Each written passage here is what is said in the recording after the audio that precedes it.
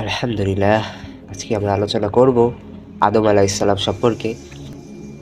আম্বিয়া কিরামের ধারাবাহিক আগমনের মধ্যে বিভিন্ন সময় বিভিন্ন জাতির উপরে বিভিন্ন নবীদেরকে আল্লাহ তাআলা পাঠিয়েছেন এবং নবীদের সর্বপ্রথম আল্লাহ তাআলা কাকে সৃষ্টি করেছেন? আমাদের অনেকের প্রশ্ন, আমরা এটার অনেকেই উত্তর জানি, সেটা হচ্ছে আদম আলাইহিসসালাম হচ্ছে আল্লাহ তাআলার সৃষ্ট প্রথম মানব এবং প্রথম জিন ছিলেন হচ্ছে ইবলিস শয়তান। ইবলিস ছিল হচ্ছে প্রথম জিন এবং প্রথম ফেরেশতা ছিল হযরত জিবরাইল আলাইহিসসালাম। আম্বিয়া কিরামের ধারাবাহিক আগমনে অনেকেই এসেছিলেন।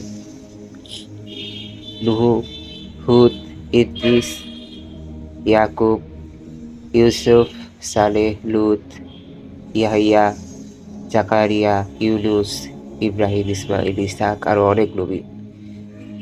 মুসা আলাইহিসসালাম, হারুন আলাইহিসসালাম এবং শেষমেশ যে এসেছিলেন ঈসা আলাইহিসসালামের পরবর্তীতে এসেছিলেন হযরত মুহাম্মদ সাল্লাল্লাহু আলাইহি ওয়াসাল্লাম। আমরা এখন আলোচনা করব যে যখন ছিল না কিছুই আল্লাহ ছাড়া, থাকবে নাও কিছু, যখন আল্লাহ ছাড়া কিছুই ছিল না, ছিল না কোনো সূর্য, ছিল না কোনো চন্দ্র, ছিল না কোনো আকাশ, ছিল না কোনো বাতাস, না জিন, না ইনসান, না জমিন, না আসমান, তবে কি করে এলো প্রথম এই প্রাণ? সব দৃশ্য অদৃশ্য এভাবেই তৈরি হয়ে যায় আল্লাহর হুকুমে এবং আল্লাহ তৈরি করলেন কলম, ফেরেশতা, জিন এবং আরো অনেক কিছু। আল্লাহ মানুষকে সৃষ্টি করলেন মাটি থেকে এবং তার নাম রাখলেন আদম। তিনি ছিলেন প্রথম মানুষ আর প্রথম নবীও। আদমকে সৃষ্টির পর আল্লাহর হুকুমে সবাই আদমকে সিজদা করলো, ইবলিস ছাড়া। সে ছিল জিনদের একজন এবং ইবলিস বলল, আমি তার চাইতে শ্রেষ্ঠ। আপনি আমাকে আগুন থেকে সৃষ্টি করেছেন আর তাকে সৃষ্টি করেছেন মাটি থেকে।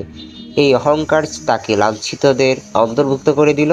সে ক্ষমা তো চাইলই না, বরং কিয়ামত পর্যন্ত মানুষকে বিভ্রান্ত করার শপথ নিল। এরপর আল্লাহ আদমের জন্য সৃষ্টি করলেন সঙ্গী, কিন্তু কিভাবে তা তুমি জানো?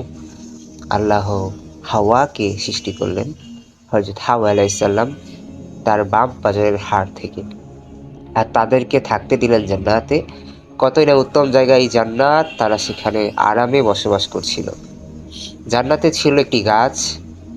আদমকে আল্লাহ তাআলা হুকুম দিল যে এই গাছের নিকটবর্তী হও না, নয়তো তোমরা জালিমদের অন্তর্ভুক্ত হয়ে পড়বে, যেটা সূরা আল বাকারার 35-এ। কিন্তু মানুষের চিরশত্রু শয়তান তাদেরকে ধোঁকায় ফেলে দিল। সে কসম খেয়ে বলল, আমি তো তোমাদের শুভাকাঙ্ক্ষী। আল্লাহ তোমাদেরকে এই গাছ থেকে নিষেধ করেছেন যাতে তোমরা ফেরেশতা হয়ে না যাও, অমর হয়ে না যাও, যেটা সূরা আল আরাফে 20-21।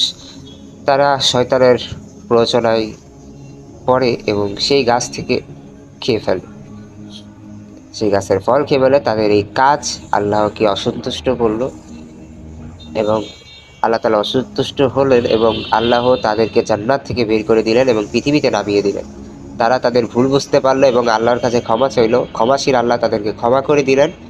আমরা সবাই আদম আলাইহিসসালাম আর হাওয়া থেকেই এসেছি, আমরা তাদেরই সন্তান। শয়তান সবসময় মানুষকে আল্লাহর পথ থেকে দূরে রাখতে চায়, তাই আল্লাহ বিভিন্ন সময় নবীদের পাঠিয়েছেন যাতে তারা মানুষদেরকে সঠিক পথ দেখাতে পারেন। শুধুমাত্র আল্লাহর ইবাদত করো, শিরক করো না, এমন কাজ করো না যাতে আল্লাহ তাআলা অসন্তুষ্ট হয়। আল্লাহকে অসন্তুষ্ট করো না। এগুলো ছিল নবীদের মূল কথা।